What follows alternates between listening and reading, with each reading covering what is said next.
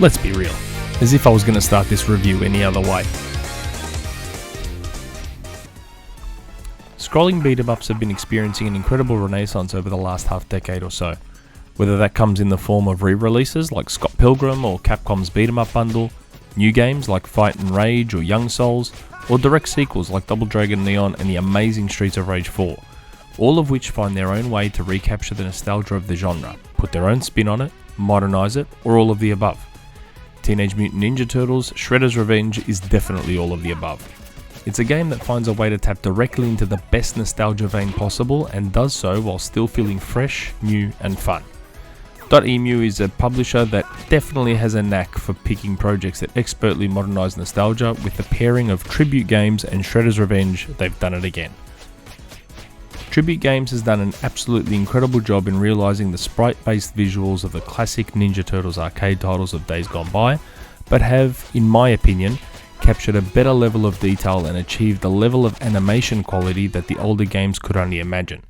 Even the backgrounds benefit from the extra detail, and each one has more interactivity than previous titles. It's funny what nostalgia can do to your memories of how an older game looked, because seeing Shredder's Revenge side by side with the arcade original or even Hyperstone Heist really highlights the increase in detail, quality and animation on display here. Even the inclusion of hit effects really adds to both the look and feel of the game, and even helps with hit detection. Even subtleties like the darker outlines on characters really help bring the clarity of everything, as the action on screen can get very chaotic, and the sprites are bold and bright. Bosses carry on the tradition of being intimidatingly larger than your own character and all animate beautifully. In terms of sound design, Tribute seems to have done a great job in recreating the same style of sound from the original games, including the clever quips, corny puns, and excited exclamations. I must admit I intentionally fell down a manhole just hoping to hear who turned out the lights, and I wasn't disappointed. The music does the job it needs to do. Most of it isn't overly memorable, while some can be catchy, but it's neither bad nor overly great.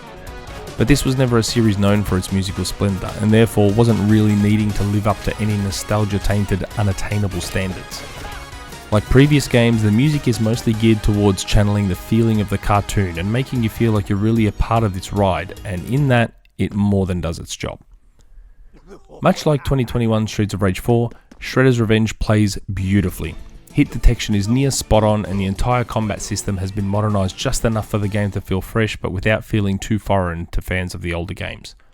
I will say though, that some of that cheapness that tends to plague scrolling beat-em-ups still appears on occasion here, which can be frustrating when going for challenges like completing a level without getting hit, but it's truly a minor inconvenience in the grand scheme of things.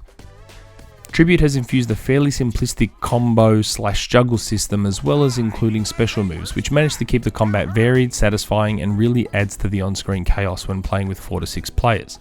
Fans of the genre should have no issue with the combat in Shredder's Revenge, and newer players shouldn't feel overwhelmed at the options available to them. But what really separates Shredder's Revenge from previous games in this series is the replayability that's been invested into here. Each level has challenges and collectibles within them. For example, completing a level without getting hit, or killing 2 enemies with traps. Collectibles include things like newspapers and fighting hidden friends in certain levels that unlock other challenges which can be found and referred back to via the new world map. Much like Super Mario Bros. 3's world map, Shredder's Revenge allows you to replay levels, get an overview of your challenge and collectibles, find co-op partners and party up, all from the map. This is obviously something new to the series, but as a console-first game in 2022 makes a ton of sense to include. The turtle lair is a really nice touch. Within your turtle lair, you can access areas where you can keep track of your progress within the game on a more detailed level. You have the fitness tracker, where you can check on progress towards unlocks like a 1-up, extra HP and increased special meter. You have the lounge, where you can check on your challenge progress within each episode, and the library is where you can check your collectibles. It's really well implemented and encourages the player to replay episodes to go for 100% completion. While local co-op has obviously been a staple of the series since the first game released in the arcades, Shredder's Revenge cranks it up by allowing up to 6 players locally as well as online, which as you can imagine gets as hectic as it sounds, but in the best possible way. I didn't get a chance to try co-op online, but traditionally these games tend to have lag issues.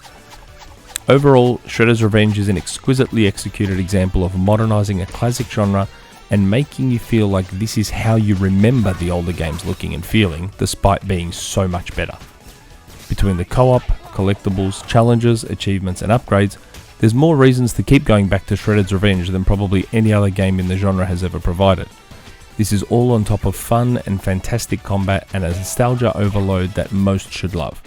But even those who weren't necessarily fans of the Ninja Turtles will still have a great scrolling beat 'em up to make their way through. If you have a Game Pass subscription, it's part of your sub, so there's no excuse not to check it out. And as always, if you like our stuff, please like, subscribe, follow us on our socials, and if you don't mind sparing a coffee a month, support us on Patreon, and of course be sure to visit XboxEra.com for more. Ciao for now.